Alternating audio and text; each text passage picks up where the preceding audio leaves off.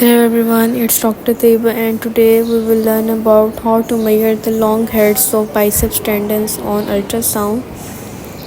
On the left side, we have diagram showing the probe placement. The white box is the ultrasound probe and this red dot is the indicator or the orientation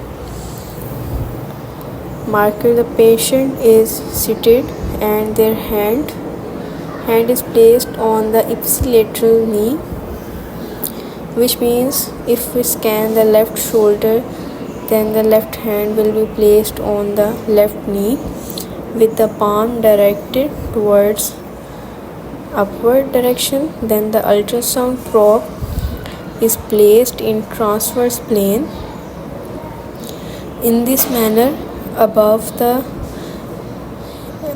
axilla. This is the image for when we place the probe in this manner. Adjust the probe until you find the bicipital groove on the humerus. This hyperechoic bone is the humerus and this groove is the bicipital groove.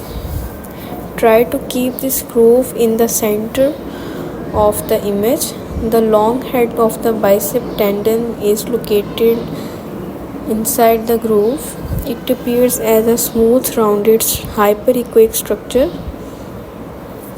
Try to keep the probe perpendicular to this tendon for best visualization. In this image, we can see the probe placement. It is placed in transverse plane over the interior shoulder. In the image above the biceps tendon, this is the deltoid muscle. It will be hypoechoic as compared to the bicep tendon. In the transverse plane, the indicator is directed towards the patient's right side. So this is the right side of the patient. The indicator will display at the top left of the image. This part of the image is towards the patient's right side.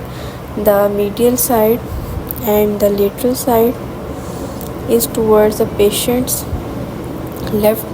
The interior portion is at the top of the image.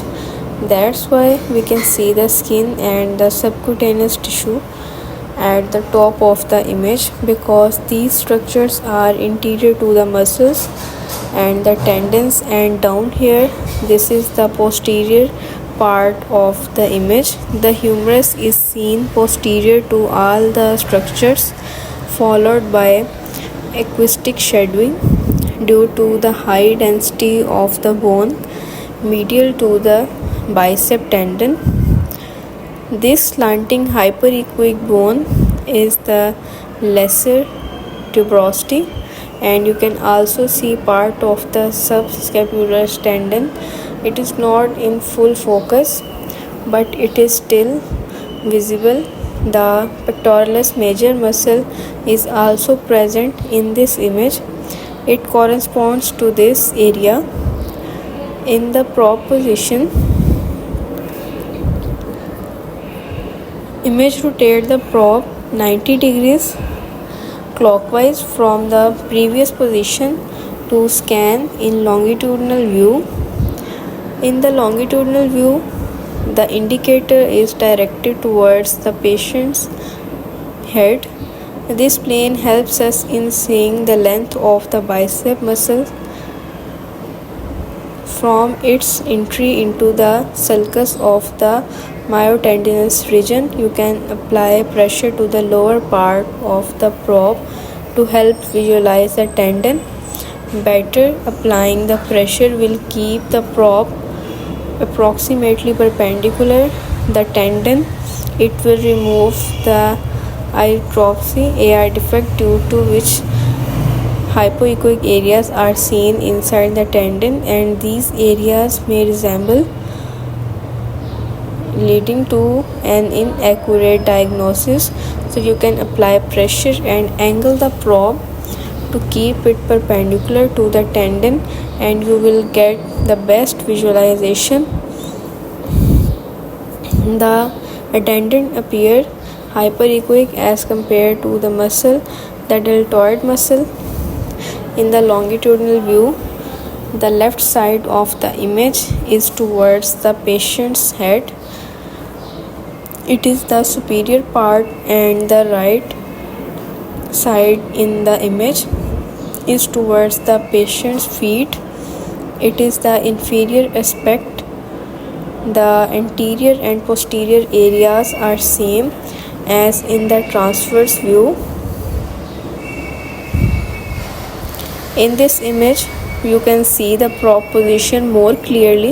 It is placed in a longitudinal orientation for the anterior shoulder. The indicator is towards the patient's head. So first you locate the bicipital groove and the biceps tendon in the transverse plane, and then you can rotate the probe 90 degrees clockwise to scan in the longitudinal plane.